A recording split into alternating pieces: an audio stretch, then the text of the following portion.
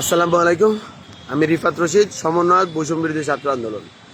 আপনারা দেখতে পেয়েছেন ফ্যাসিবাদী হাসিনা উৎখাত হলেও ফ্যাসিবাদী হাসিনার যে দোসর, ফ্যাসিবাদী হাসিনার যে দালাল, ফ্যাসিস্ট হাসিনার যে চাটুয়া বাহিনী সারা দেশের থেকে তাদের যে বিস্ফোরাগুলো রয়েছে সেই বিস্ফোরাগুলো আবার জাগতে শুরু করেছে।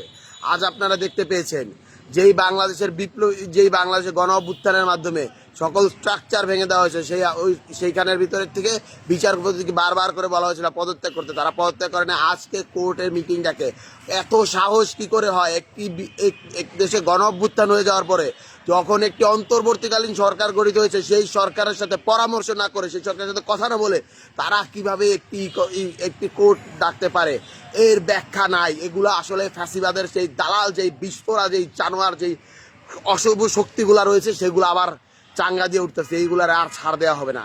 আজকে আমি বলতে চাই, আজকে ঢাকায় যারা রয়েছেন সকলেই, প্রত্যেকেই এলাকার ভিতরে যেরকম ভাবে হলো আপনারা শাহবাগে মিছিল নিয়ে এসেছেন, যেভাবে ওই স্বৈরাচারী, ওই দুষ্কৃতিকারী, ওই গণহত্যাকারী হাসিনার পতন ঘটিয়েছেন, ঠিক একইভাবে এখন সেই গণহত্যাকারীর যে বিস্ফোরাগুলো রয়েছে, যারা এখন আবারও একই কাজগুলো করে বেড়াচ্ছে, সেই স্বৈরাচারী হাসিনার সারা শাসন, সেই স্বৈরাচারী হাসিনার ডিক্টেটরশিপের বিস্ফোরাকে বাস্তবায়ন করার জন্য, তাকে আবার দেশে ফিরিয়ে আনার জন্য যারা কাজ করতেছে, সেই সবগুলো কাজকে সমূলে উৎখাত করতে হবে।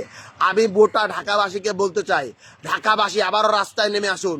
ঠিক যেইভাবে হলো কি আপনারা রাস্তায় নেমে এসেছিলেন, এই শাহবাগ দখল করেছিলেন, শহীদ মিনার দখল করেছিলেন, গণভবনে গিয়ে যেইভাবে ওই খুনি ফ্যাসিস্ট হাসিনাকে আপনারা বের করেছিলেন, একইভাবে আজকে সারা ঢাকা শহরকে রাস্তায় নেমে আসতে হবে।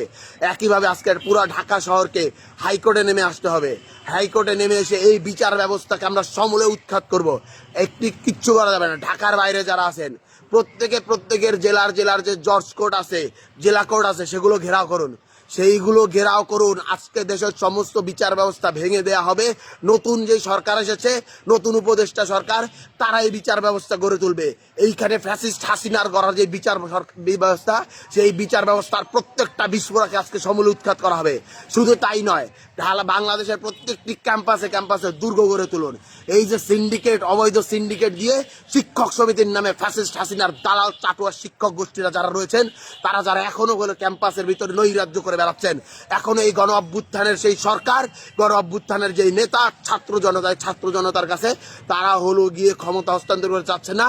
ঢাকা বিশ্ববিদ্যালয়ের চাটুয়া ভিসি, যার কথাতে, যার কনসেন্টে ঢাকা বিশ্ববিদ্যালয় এলাকায় গুলি চলেছে, সেই চাটোয়া ভিসি, সেই চাটোয়া প্রক্টর, সেই চাটোয়া সবকিছু, সেই সিন্ডিকেট এখন পর্যন্ত ভেঙে যায়নি, পদত্যাগ করেনি।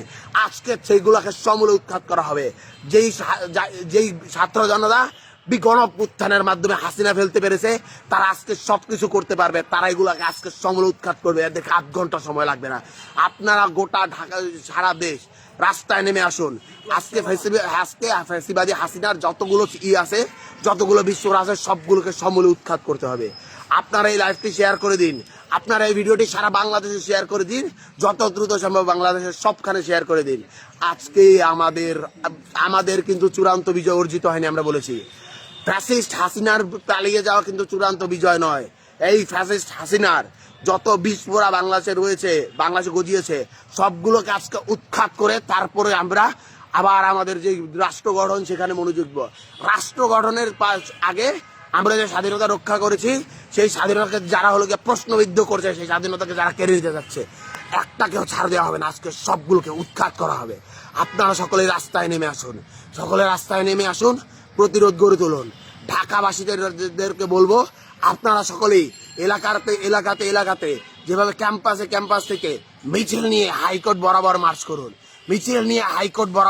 মার্চ করুন, এবং ঢাকার বাইরে যতগুলো জেলা রয়েছে, প্রত্যেকেই নিজ নিজ এলাকার জজ কোর্ট ঘেরাও করুন, বিচারপতিদের বাসভবন ঘেরাও করুন।